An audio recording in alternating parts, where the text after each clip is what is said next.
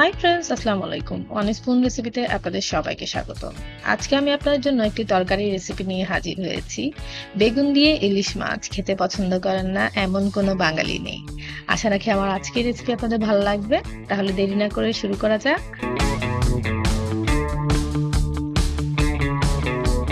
রেসিপিটি তৈরি করার জন্য এখানে আমি একটি পাত্র গরম করে সেটার মধ্যে তেল দিয়ে দিচ্ছি। পরিমাণ মতন পেঁয়াজ, কাঁচামরিচ ফালি করে দিলাম এবং এটাকে ভালো করে ফ্রাই করে নিব। এখন এখানে দিয়ে দিচ্ছি টমেটো টুকরো। এখানে আমি একটি টমেটোকে ফালি করে নিয়েছি 6 টুকরো করে এবং এটাকে ভালো মতো নেড়ে মিশিয়ে দিব। সাথে দিয়ে দিচ্ছি আদা রসুন বাটা।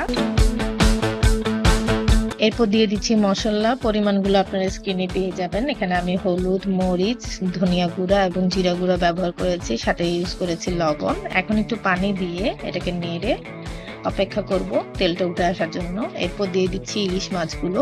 ইলিশ মাছগুলো দুপাশ ভালো মতন একটু মশলার মধ্যে ভেজে নিয়ে এগুলোকে একটি প্লেটে তুলে নিব।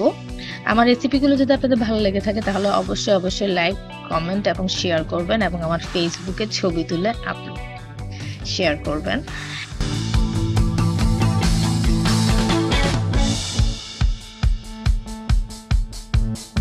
এখন এখানে আমি বেগুনগুলো দিয়ে দিচ্ছি। প্রথমে বেগুনগুলো নেড়ে একটু কষিয়ে নিব।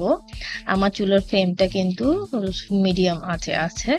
এখন এটাকে ভালো করে নেড়ে এটার মধ্যে একটু পানি দিব এবং অপেক্ষা করব যাতে বেগুনগুলো সেদ্ধ হয়ে আসে। বেগুন রান্না করতে তেমন একটা সময় লাগে না, বেগুন সবজিটা খুব তাড়াতাড়ি সেদ্ধ হয়ে যায়। ঠিক এই অবস্থায় আমি এটাকে 20 মিনিটের মতন রেখে এখন নেড়ে এখানের মধ্যে ইলিশ মাছগুলো দিয়ে দিচ্ছি। অপেক্ষা করবো আরো 5 মিনিট, এরপর ধনিয়া পাতা দিয়ে নামিয়ে রাখবো। ব্যাস তৈরি হয়ে গেল আমার ইলিশ মাছ। আমার আজকের রেসিপি যদি আপনাদের ভালো লেগে থাকে তাহলে অবশ্যই লাইক, কমেন্ট এবং শেয়ার করবেন। আল্লাহ হাফেজ।